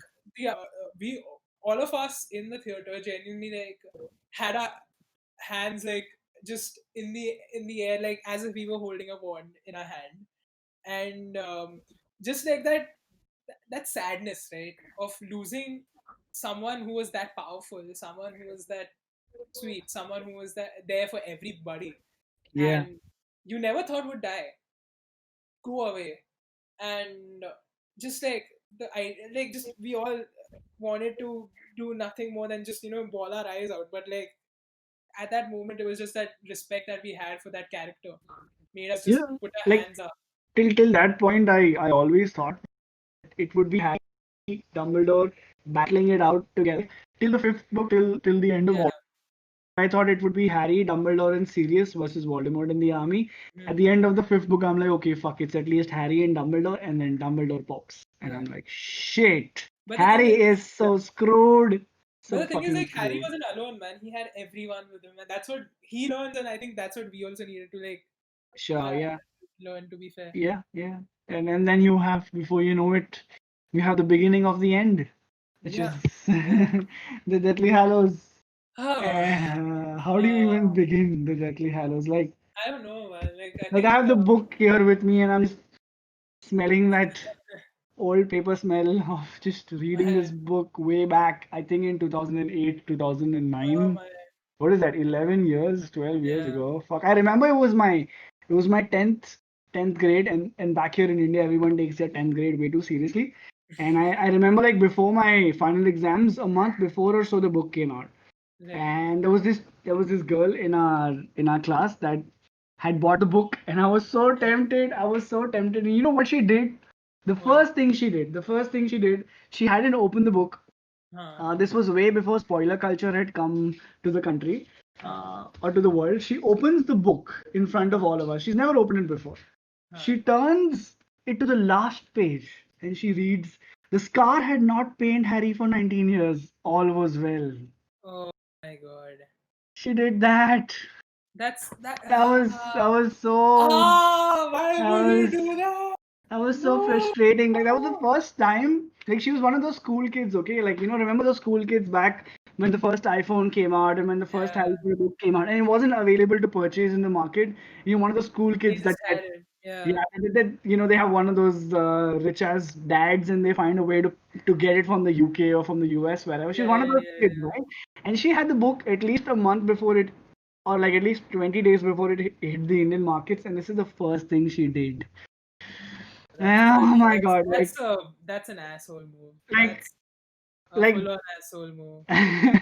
I don't know if this girl is listening to this podcast. I hope you become a better human being, because that is not what you do. You're as pathetic as Umbridge. Like that, I that's a classic Umbridge. That's what Dolores would have done.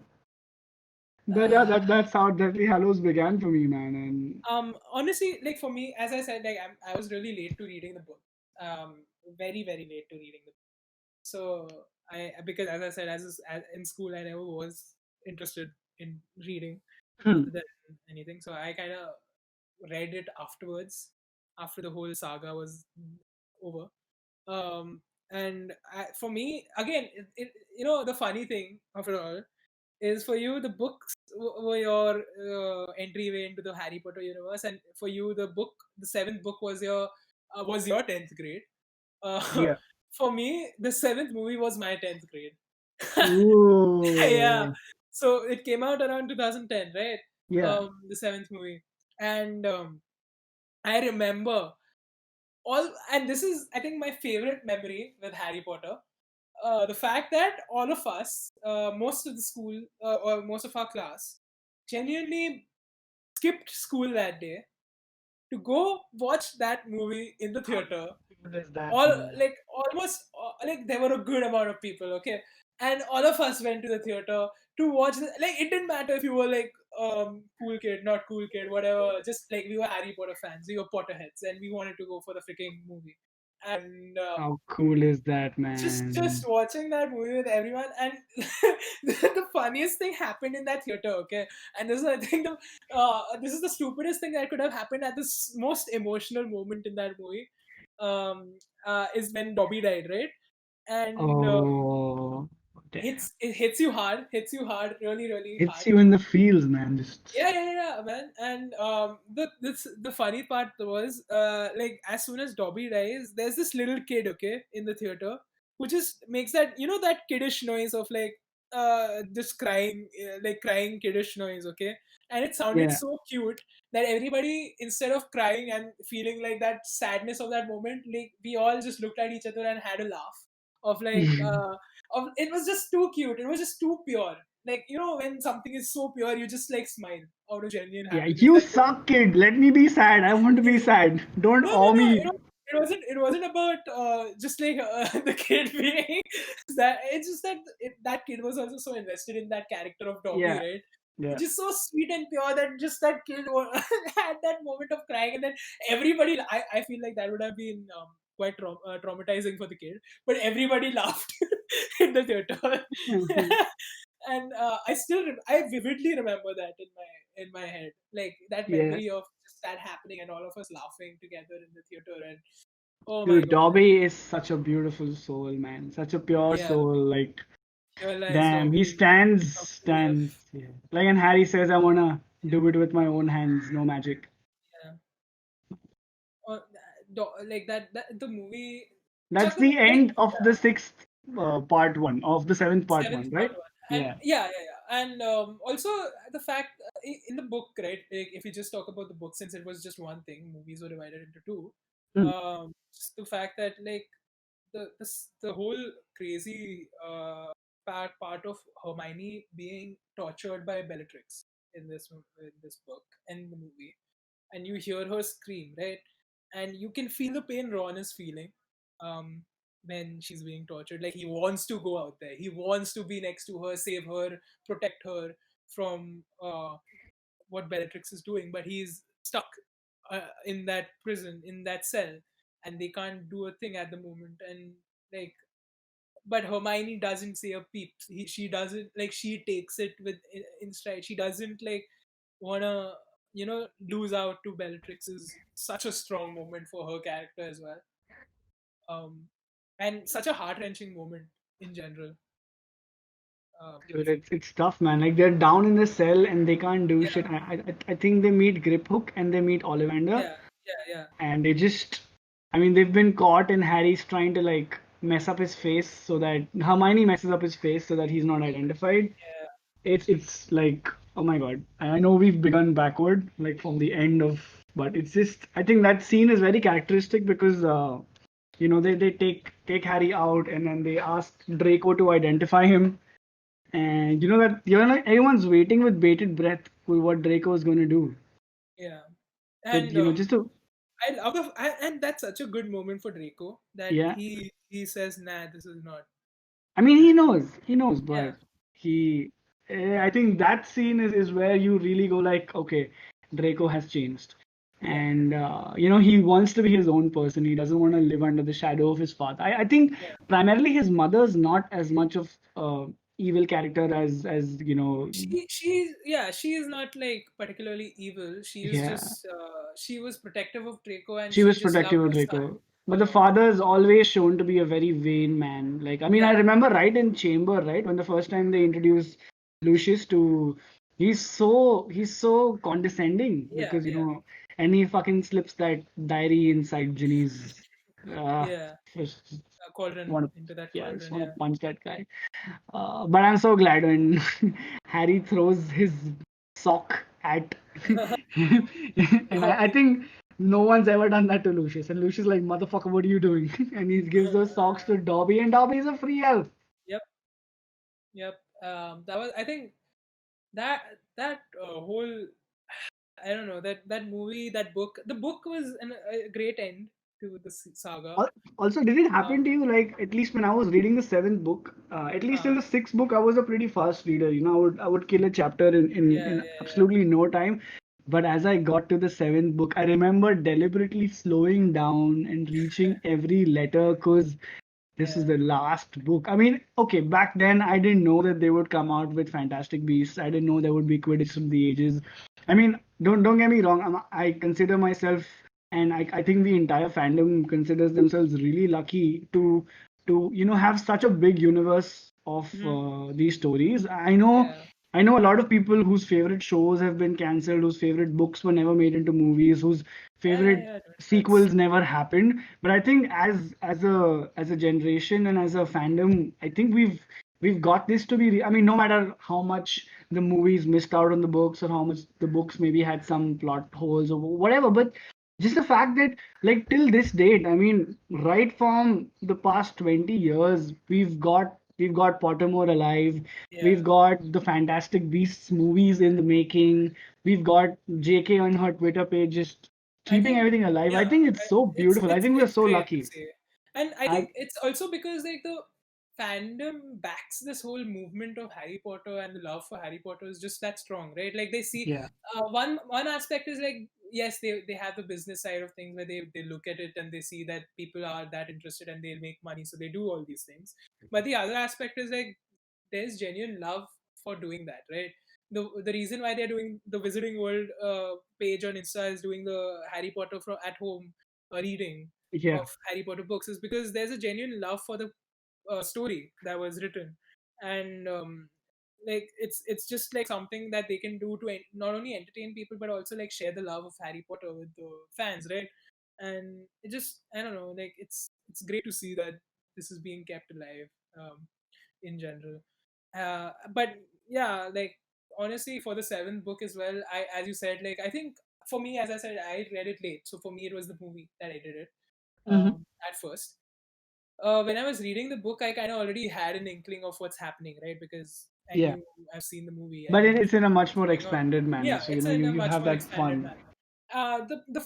Like the movie in part one was just felt a little long, but you could kind of like the whole book kind of explains it better, the way Ron is feeling, and when he gets squinched, his whole hand is gone. While in the movie, they don't show that. Um, Yeah. like the whole fact that the mental and physical pain that Ron is in, and that leads him to having that fight with Harry, in the book at least. Where he does, to be fair, he doesn't say the fact that, oh, you don't have a family to Harry in the book, which I feel like in the movie that I don't think Ron technically would say that, because Ron considers Harry his family. So but maybe it's to show that in that moment, because of his pain and his mental torture that he's in, and the fact that he was wearing that Horcrux, which was affecting him in a very adverse manner, led him to say that. But it's just the fact that like that dialogue hits so heavy, right?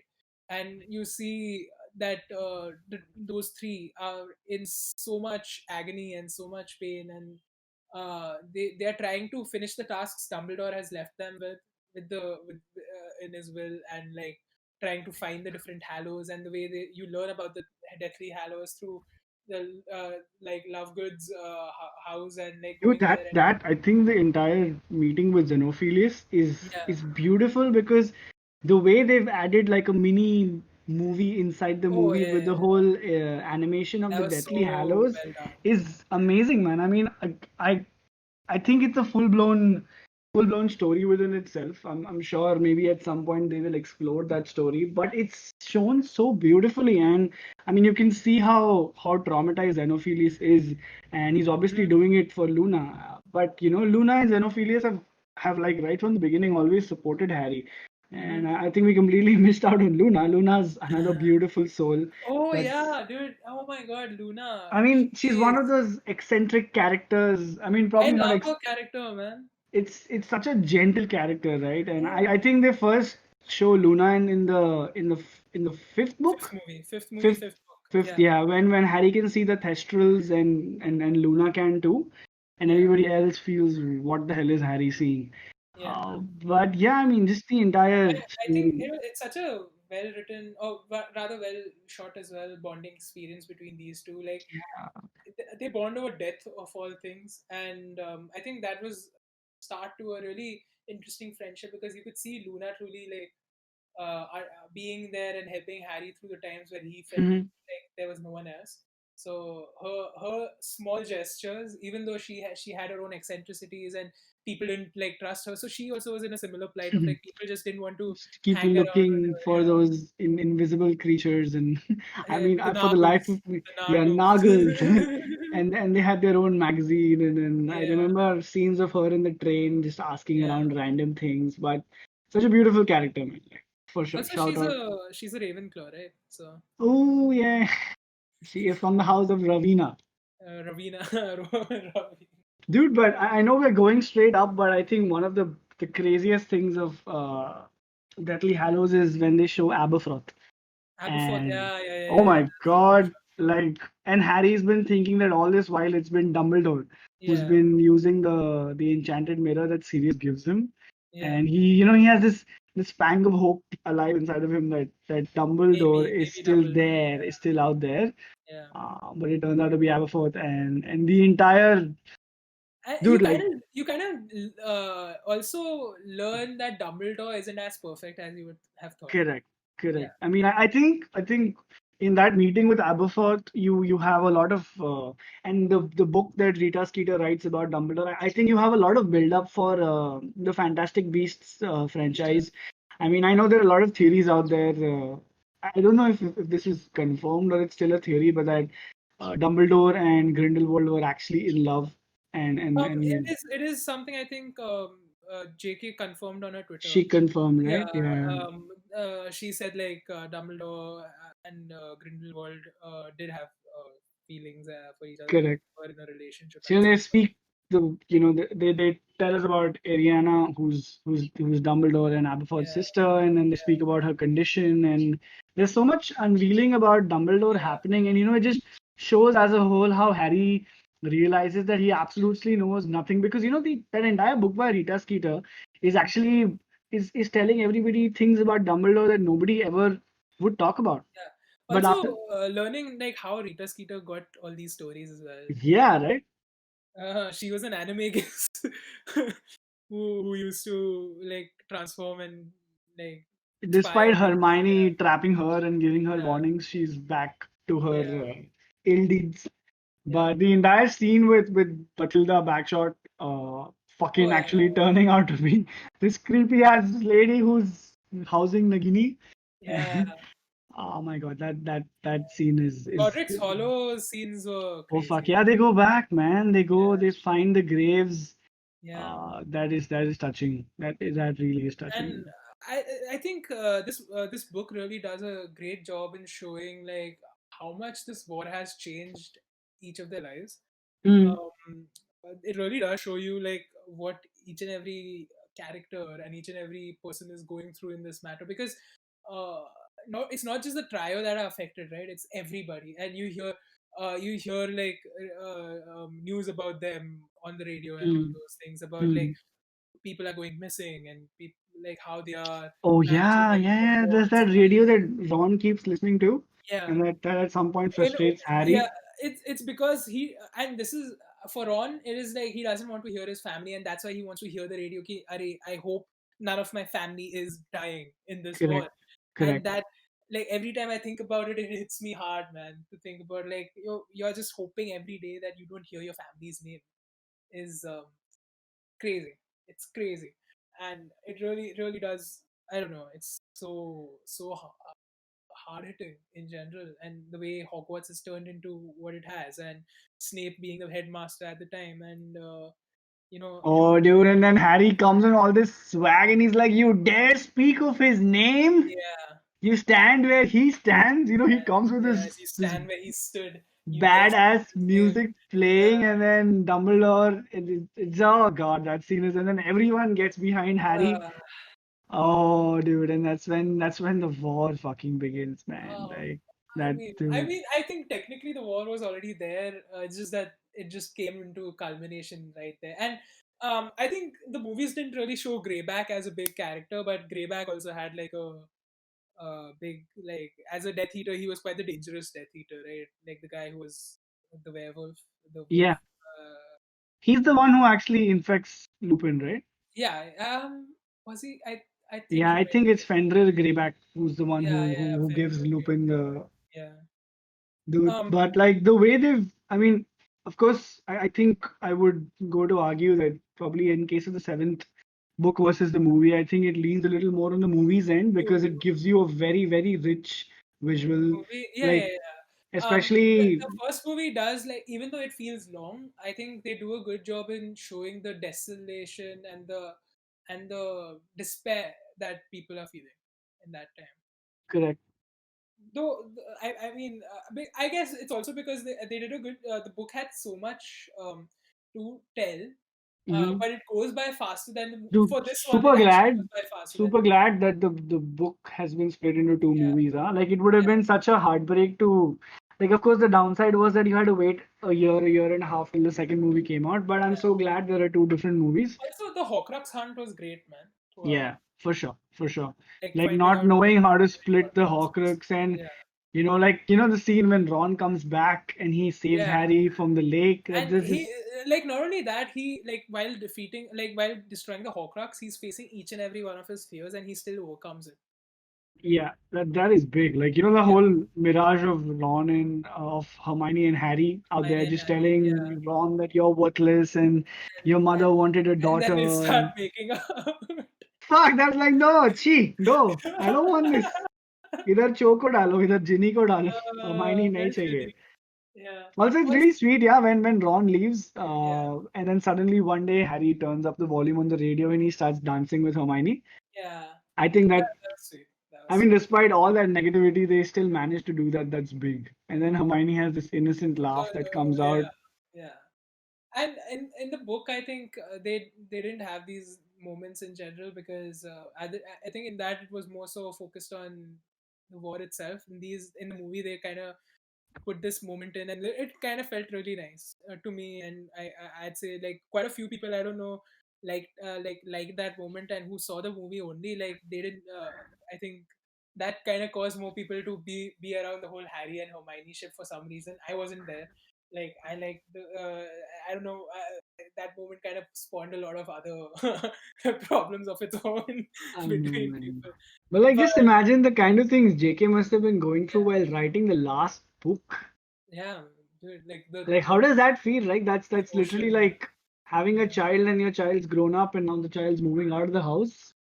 yeah. Like, I mean, honestly, like we were reading it, right? So I yeah, mean, of course, we were this book, invested, but just imagine the yeah, creator, the kind of this invested book she was was. such a good way to tie up all the loose ends. To be honest, she did a great job in finishing the series here, and special like I think the movies as well did a great job in the way they showed it, and like each Horcrux having their own like special task to them, and how like the trio had their own wins against the Horcruxes. Neville had his moment against Nagini, and each and Dude, every that like scene where Hagrid picks up Harry oh yeah, dude, and he thinks he's dead, and the kind of music that's playing. yeah. Oh God, that is so heartbreaking. And then everybody from the class is like, "Is that Harry? Is that Harry?" So much, man. These movies and books Oh, are so fucking good. Oh my god. motherfucker just jumps off and then all guns blaring. And then the way it ends, dude. Like just that final battle where all the Horcruxes are finished, and Dude, he it's looks at him and Voldemort. says, "It's just you and Yeah, me, Tom." yeah, and He Voldemort's calls at his him weakest. fucking Yeah, Tom. I'm like, in Tom, your face, in your fuck you, face. Tom. Fuck you. We hate you. Yeah, and No, let's. So I'm like, let's finish this the way we yeah, started it, Tom. And yeah, he just like grab and dude, that they keep flickering all over the grounds and they're yeah. flying. There's so much screaming. It's just Amazing insane. stuff, man. And just yeah, like the Voldemort, or Tom rather, getting defeated finally and dying, and then Harry deciding to break off the Elder Wand because nobody should have that power, and he's not power hungry to like just keep it with him even though he's the owner, is like truly a testament to his character, as like he knows what needs to be done, and finally like seeing them grown up 19 years later, yeah, like all they have kids now. Ginny and Harry have are together. They are married, and also like the only thing is like the movies didn't do a great job with Ginny and Harry because I wish they had moments in the movies, A and little better more. moments than they did. Correct. Because it felt a little more awkward in the movies because I don't think the chemistry was there or well developed. Agreed. But in the books, like there are so many like when Ginny's just sitting next to Harry with her hands on his lap and just like talking about random stuff, and like just those small moments of joking around about Hungarian horntails and all that stuff, and tattoos and God knows what, and her strong uh, character, and yeah, it's just sweet. man. Dude, Yeah, I remember reading this image somewhere on Tumblr where the uh, person says that I remember when I first got Harry Potter and the Deathly Hallows, I picked the book up and accidentally flicked it to the last few pages and quickly yeah, shut it because They didn't want to spoil it for themselves, okay? But they read this thing that said Ginny kissed Albus. And they were like, what the fuck is this plot twist? Why is Ginny kissing Albus? Like, just imagine the feels of that. Like, you'll be like, whoa, what is happening? The book is Yeah, not yeah, yeah. turning. Also, we would really doubt Albus in life. Yeah, like, I dude, wouldn't trust ये him. कैसे हो गया? Albus Uh, makes a comeback. Ginny resurrects him. yeah. No, but honestly, like, what an ending. And they have Yeah, kids. dude, it And, just like, Ron and Hermione are married and have kids. And they look like the proper Malfoy uncles and has aunties, kids. huh? Like they Yeah, did a yeah, great job aging them up. yeah. That was funny. That was interesting to see. And that entire talk that Harry gives his son, like you Yeah. were named after the Also just three saying, greatest yeah, headmasters, no, three yeah, greatest men. yeah. One of them was a Slytherin. Like just saying, the cursed child, I did not like it. Hmm. Just like the cursed Okay. child is, I Well, to be very honestly, honest, I don't think I can comment on it. I just read it once. I was just glad there was some sort of sequel. as much as there's a having a sequel is one thing. I just don't. I don't know. It didn't feel right. It didn't feel like a Harry Potter story. It just felt like it didn't make sense too much. Too much sense to me. Okay. And also the thing is like JK might have been involved, but like two other people wrote it, like two guys, and JK was supervising in that. Just like Yeah. that's the reason as well. Like that, it just didn't feel like a Harry Potter book. Well, fair. But I anyway, get it. I get where you're coming from, but I, on the other hand, was actually pretty glad. I'm like, okay. I mean, I was pretty content with reading it. I right, also had to take into the fact that I think the last book of Harry Potter that I read was back in 2008, and the yeah, next book of the Harry Potter universe that I was reading was in 2019 or 2018. So, 18, 18, 11 years apart, me as 10 a years. person, I've greatly changed. I've become this annoying person who does a lot of who reads too much into things. So I think that plays a large factor for me if Yeah, I become critical. But I was like, hey, okay. I would have loved to see the play.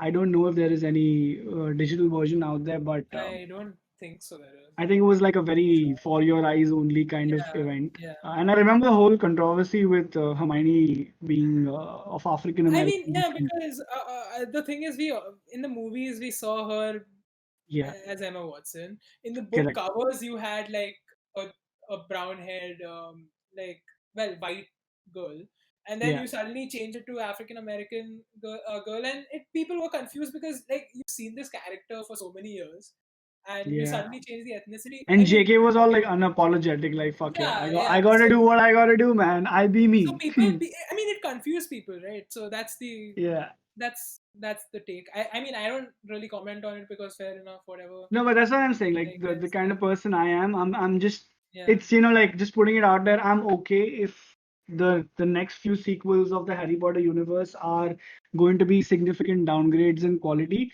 I'm okay with just the fact that they exist. Like that's just yeah. me. I mean, yeah, just the Like love for because Harry I Potter. know for a fact that the biggest bias, I think a lot of people don't take this into account, is that probably the universe hasn't changed. The Harry Potter universe hasn't changed as much as they themselves have changed. Yeah, yeah, Like yeah, we as people we as sheeple have yeah, changed insanely. yeah, In our 10 years we've become adults, and adults aren't a great target group. yeah. I think that's why Harry Potter was, when the books came out, was intended towards kids and children, Kids. right? Yeah, So yeah, we got yeah. to take that into account. But either ways, I mean, I'm so glad that the universe is alive. You have the Fantastic Beasts series coming out. You have two movies already out there. You have a third one in the making. I'm just, I'm There's just, supposed to be I'm 5, I guess. overjoyed. Yeah, Whoa, I'm insanely overjoyed. I'm so grateful. I couldn't ask for more. Couldn't yeah. ask for more. Fair. Okay, really quickly before we end this podcast because this has gone on for really long. Um, Yeah. it's been 1 hour 40 minutes now. Jesus. Oh my God. Yeah. If you are listening to this on the 1 hour 40th minute mark, kudos to you. You are. This is how Shit. Thank you you for you. sticking with us for this Yeah, long. this is how you testify Yeah. that you are a Potterhead. So good Yeah, job. yeah, yeah. After this podcast, you can tell I everybody mean, I'm a true we Potterhead. are really sorry it took this long. Like and this is after breaking it off into two parts. Yeah. Jeez, dude. Yeah, Um, man. But anyway, so really quickly, what if you had to rank the movies or the books? What would your ranking be if you want to If rank? I had to rank the movies and the books, wow, Yeah. I think Philosophers would be number one. And Okay. I'm okay with the fact that I'm biased that it was the first book I read. I don't Right. care. That was number one. I think for me, then probably Half Blood Prince would be number two. Okay. I think the seventh book would be number three. Right. And I think I would only rank the top three. Everything else is somewhat in the same boat for me. Fair. I think for me, if I had to rank my top three, I would say Half Blood Prince for sure, number one. Yeah. And again, I agree with you, Philosopher's Stone, because it really does get us into that Yeah, universe. man, like thumping your heart, like the Uh, first thing yeah, you ever. yeah. And I think, what would I rate the seventh book? You're not wrong. Uh, Good, but maybe I might rate um, Goblet of Fire there Okay, for me, fair. because The that's transition. yeah, the transition was something I really got into, as in the books for sure. As movies, what would your top three movies be? Mm, I think as movies, I would have to say that I really think that the part one, part two, I think would closely be tied. Seventh part one, part two would closely be tied for Yeah, the first part. right. I think Goblet would be a great second spot, Uh, and I think after Goblet, Azkaban would be third for sure. right. Because yeah, Okay. For me, my favorite movie definitely, like I said, Order of the Phoenix.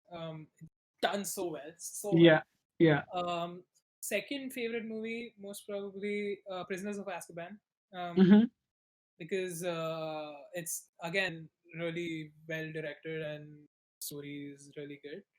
mm-hmm. And if I had to choose a third one, I guess Philosopher's Stone, because again it's an introduction. I think that's the first time I really fell in love with Harry Potter, and it has to be in my top three. Like if not my favorite, like it has to be in my top three. So That little boy, I'll say that. Harry, the boy Yeah, who lived. the boy who lived, Oh and God, he did not come to die. Ha. he died before he died. Yeah. A part of him So died. a part of That's a Voldemort Harry. inside him Dude, died. that scene, man, when Harry meets Dumbledore at, Dude, after the Horcrux dies, King's Cross Station. Yeah. that is an enlightened fucking Zen scene, huh? He's like, just because this is happening inside your head doesn't mean Yeah. it's not real. And Yeah. I'm like, whoa, Mind mind fucking blown. Mind blown. fucking blown, man. It's mind blown. Good, amazing, amazing stuff. And again, these are all the memories we've had and we've spoken for so long. Um, Honestly, we would love Dude, to hear what you sheepers yeah. feel about this whole series, because I mean, we fell in love with this universe, and we are still in love with this universe after what 10 years, Yeah. 10, 11, 12 years, whatever it might be. We've like I think always we will always be in love with this universe. And I don't know about you guys. You sheeple, sorry. What do you think? Yeah, what are your top three movies or books? What is your favorite moment from these books and movies? Like, just let us know what you think. And Yeah, we make yeah, fun quizzes and polls on Instagram. We're yeah, having one right now going on. If you don't follow us, do that already. You'll yeah. find our social links on the website, but we mostly go by Sheeples People or You Sheeple can, People. yeah. And if you're not like on our website and listening to us on Spotify or YouTube, or uh, whether it be Apple Podcasts, you can always like just remember, like Z said, our handles are Sheeples People, or either the Sheeples Podcast, which is on Reddit. So Sheeples People on Twitter and Instagram, the Sheeples Podcast on Reddit. So you can always come there and talk to us. Follow, like just look. We keep doing fun stuff, interacting with everybody. So just But yeah, yeah, we're having a fun Harry Potter Harry Potter week. week happening, so Yeah, you've gotta come and join in. You're gonna have a good time. A lot of so quizzes. We want to know what house you've been sorted into. We've yeah. made some kind of amazing Harry Potter fan posters. Come check them out. Yeah. So Do that, it's been right? But fun. for Yeah, now, this has been amazing, Sheeples. This is Z signing out. I'm gonna yeah, go get a good cry because once again, it's been established that Harry yeah, Potter books are over. yeah. So yeah, I'm gonna cry. Bye. And Bye, Sheeples. this is Mad Eye Moody signing out. I mean, honestly, this is an amazing talk, and I'll not take more time. I think we've spoken a lot. So goodbye, sheeples. See ya in the next one. Sheeples. I'm crying, sir. Sheeples. Harry Potter's over. uh, Ah, sure. damn. Bye.